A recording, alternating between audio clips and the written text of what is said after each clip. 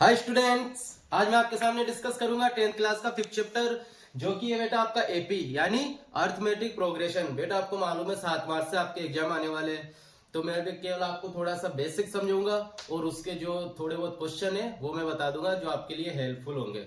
Okay बेटा, और बेटा हेल्पफुल नहीं, बहुत ज्यादा हेल्पफुल होंगे, ध्यान रखना। तो बेटा कंटिन्यू वॉच, लेट्स स्टार्ट। अब देखो बेटा, एपी समझने के लिए पहले आपको समझना पड़ेगा कि एपी होती क्या है, इसका लफड़ा क्या है। अब देखो, आपको मालूम है बेटा, सबने पढ़ रखा है, बेसिक ही बताऊंगा मैं, ठीक है। A N is equal to क्या होता है आपका, A plus N minus one multiply D. AP में एक फॉर्मूला आपने देखा होगा बेटा, एन का मतलब होता है एनएथ टर्म। क्या होता है बेटा, इसका मतलब होता है एनएथ टर्म। तो ये हो गया आपका एनएथ टर्म। ए होता है आपका फर्स्ट नंबर जो भी आपका बेटा फर्स्ट नंबर गिवन होगा ये आपका क्या होगा, ए। ये हो गया आपका फर्स्ट नंबर। इसी तरह बेटा एन होता है आपका number of term, number of term.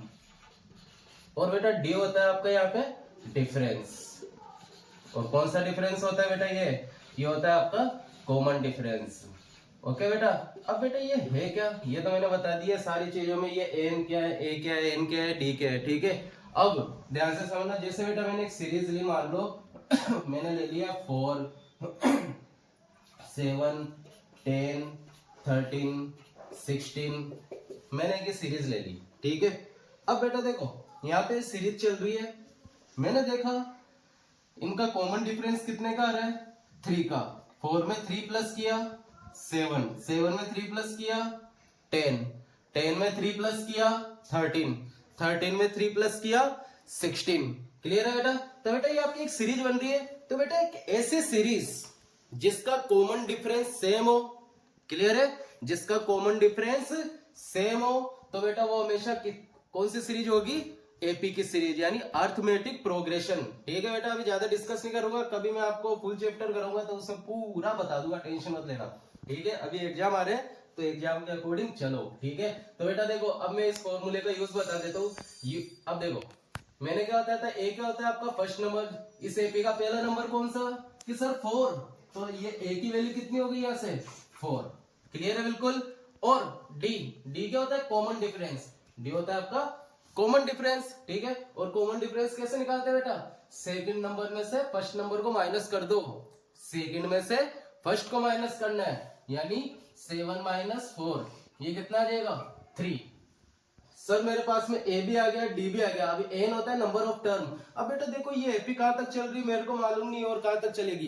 अगर मुझे पूछ ले कि इस एपी की 22nd टर्म कौन सी होगी, 22nd टर्म, ठीक है, तो बेटा अपने को एन कितना दिया हुआ है यहाँ पर 22, कि मुझे इसका मुझे इसकी 22वीं टर्म निकालनी कितनी है, ठीक है। तो एन इज इक्वल टू कितना हो गया 22nd सॉरी।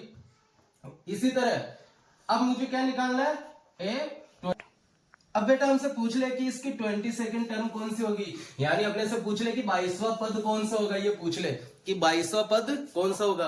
अब बेटा देखो, कुछ बच्चों ने बोला कि सर थोड़ा हिंदी मीडियम में भी बता दिया करो, तो हो सकता है बेटा मैं बीच में कुछ कुछ हिंदी के वर्ड यूज कर लूं, ठीक है। तो बेटा ये English medium plus Hindi medium दोनों के काम आएगी, तो आप दोनों के लिए इसको समझना, ओके।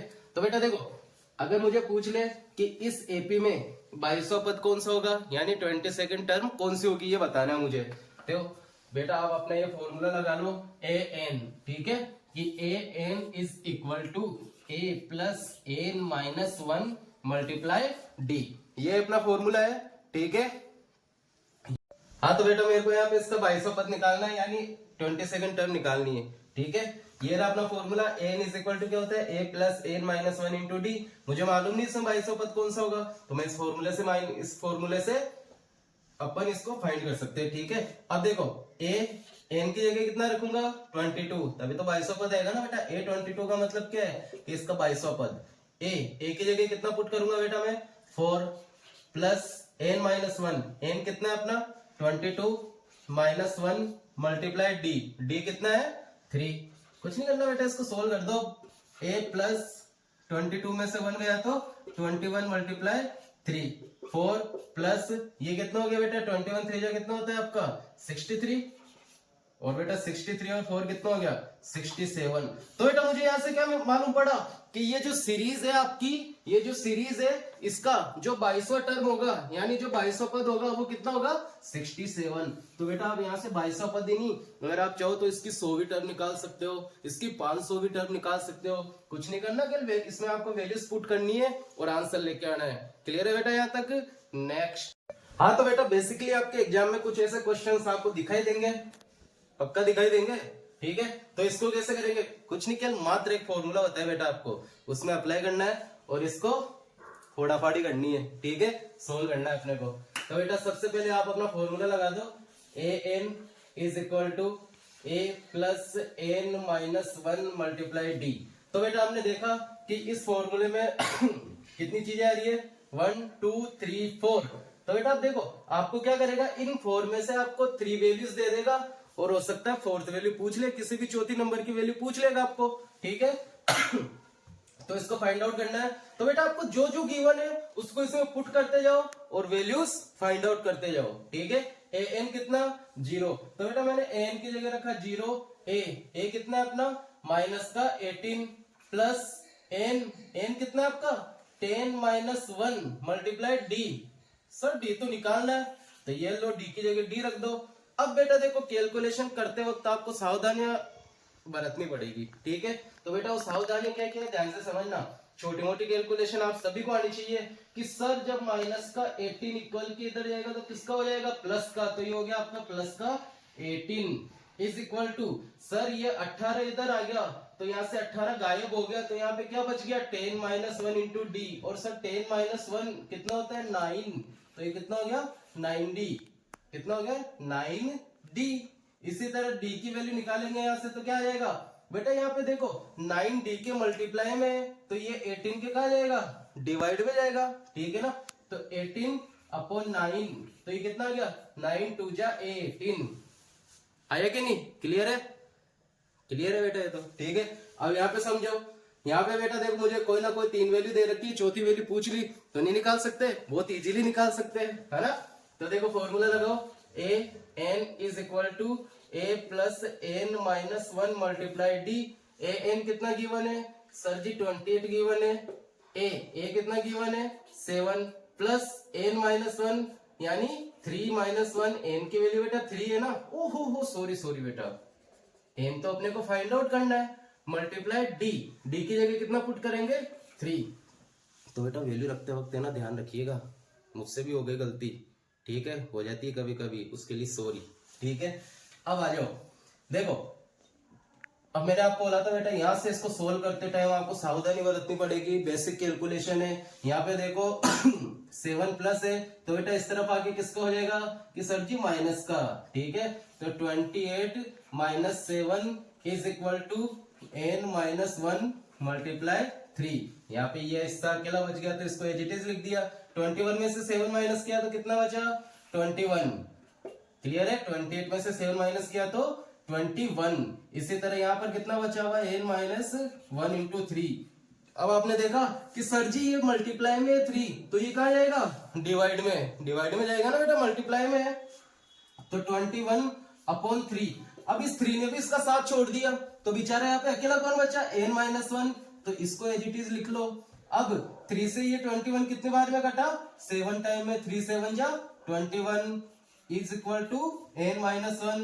अब मुझे यहाँ से n की वैल्यू चाहिए, n को अकेला करना है तो बेटा माइनस 1 उस तरफ जाके किसका हो जाएगा कि सर जी प्लस का कर दो, तो a7 और ये माइनस 1 इधर आके हो गया प्लस का, और बेटा यहाँ पे अकेला कौन रह गया n अकेला रह गया बेचारा, तो n की वैल्यू कितनी आ गई 8। क्लियर है बेटा यहाँ तक? हाँ तो बेटा आपसे ये क्वेश्चन पूछे जाते हैं ब्लॉक वाले क्वेश्चन, इनमें आपसे पूछता है कि बेटा इस ब्लॉक में क्या है, यानी मिसिंग नंबर पूछ लिए जाते हैं अपने से। तो बेटा करने का तरीका सेम ही होगा, ठीक है। आपको मालूम है बेटा ये फर्स्ट टर्म है ना बेटा, ये आपका a1, ठीक है, या a जिसको आप बोलते हो। सेकंड टर्म क्या आपका a2, ये a2 है ना बेटा सेकंड टर्म। इसी तरह ये a3 और ये a4। क्लियर है? अब ध्यान से समझना, a1 ये हो गया आपका a1, ठीक है। a2 क्या होता है आपका, देखो अगर मैं A N is equal to A plus N minus one into D, उसमें एन की जगह 2 पुट कर दूं तो एन माइनस वन यानी 2 माइनस वन कितना हो गया 1, और उसके साथ में डी का मल्टीप्लाइड डी, तो इसकी वैल्यू कितनी आ गई ए प्लस डी। ठीक है, तो ये कितना हो गया ए प्लस डी। इसी तरह A3 क्या हो जाएगा ए प्लस 2D। तो आपको तो बेटा इतना करना है, यहाँ पे 2 है तो D के साथ एक कम D, ठीक है, 3 है तो 2, 4 है तो ये कितना हो जाएगा a प्लस 3D। तो बेटा अब देखो आपने इसको इसमें कन्वर्ट कर लिया। अब आपको यहाँ पे गिवन क्या क्या है, एक तो मुझे 30 गिवन है, और 30 किसकी वैल्यू है बेटा, सॉरी 13 किसकी वैल्यू है a प्लस डी की, यानी a plus D is equal to 13, ये सेकंड टर्म गिवन है। इसी तरह a प्लस 3D कितना गिवन है 3, a प्लस 3D कितना गिवन है मुझे 3। अब बेटा मैं इन दोनों इक्वेशन से a और d की वैल्यू निकाल सकता हूँ यहाँ से, ठीक है। तो बेटा हम क्या करेंगे, देखो ये तो इक्वेशन फर्स्ट हो गई, ये इक्वेशन सेकंड हो गई। यहाँ से मैं क्या करूंगा, फर्स्ट इक्वेशन में से सेकंड इक्वेशन को माइनस कर दूंगा, एलिमिनेशन मेथड लगा देंगे बेटा, ठीक है। अब देखो बेटा यहाँ पे 3 प्लस का है तो ये किसका हो जाएगा माइनस का, ये 3 प्लस का है 3D, ये भी माइनस का, a प्लस का तो ये भी माइनस का। बेटा साइंस चेंज करने अपने को, ठीक है, प्लस का है माइनस का है कट गया। अब देखो यहाँ पे माइनस का 3D और प्लस का d, इसके पास कुछ नहीं तो 1 है ना, यानी -3 और +1 तो माइनस हो जाएगा, 3 में से 1 माइनस किया तो ये आ गया सर आपका 2D, d भी साथ में ना। लेकिन बेटा ये 2D आएगा नेगेटिव, नेगेटिव आएगा क्यों, क्योंकि 3 बड़ा है नेगेटिव है, ठीक है ना। जिस नंबर का साइन बड़ा होता है बेटा, जिस वाले नंबर का साइन बड़ा होता है वो हमेशा उसी का आएगा बेटा, ठीक है, बड़े वाले नंबर का साइन आता है। अब 13 में से 3 माइनस किया तो कितना आ गया 10, तो d is equal to 10 upon -2 नीचे हो जाएगा आपका। तो बेटा इससे कितनी बार कट गया 5 बार में, तो ये आ गया f की वैल्यू, d की वैल्यू आ गई -5। अब बेटा d की वैल्यू आ गई -5, तो मैं यहाँ से a की वैल्यू निकाल सकता हूँ इन दोनों इक्वेशन में किसी में भी रखकर, ठीक है। तो इस d की वैल्यू को कहाँ पुट करूंगा, इक्वेशन फर्स्ट में पुट कर दो, तो a प्लस d की जगह कितना पुट करूंगा -5 इज इक्वल टू 13। a मुझे बेटा यहाँ से a की वैल्यू निकालनी, तो आपने देखा ये -5 इधर आके किसका हो जाएगा प्लस का, इस तरफ माइनस का तो इक्वल में इधर आके प्लस का हो जाएगा ना, तो 13 + 5 ये कितना हो गया 18। अब देखो बेटा मेरे पास में a आ गया, a कितना आपका फर्स्ट टर्म में, a क्या होता है फर्स्ट टर्म, यानी a की वैल्यू कितनी आ गई 18। भाई पहला नंबर कितना आ गया 18 आ गया, a क्या होता है आपका पहला नंबर ही होता है ना, ठीक है। और अब मुझे क्या निकालना है थर्ड टर्म, यानी a3 निकालना है मुझे। a3 क्या होता है, मैंने बोला यहाँ पे 3 है तो 2D हो जाएगा, यानी a प्लस 2D।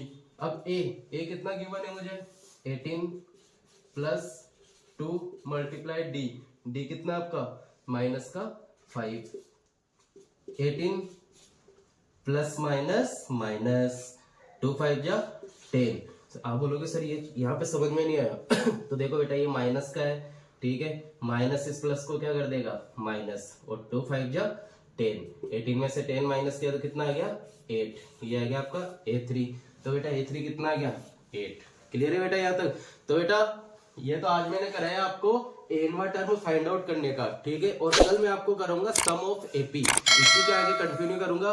ओके बेटा, थैंक्स।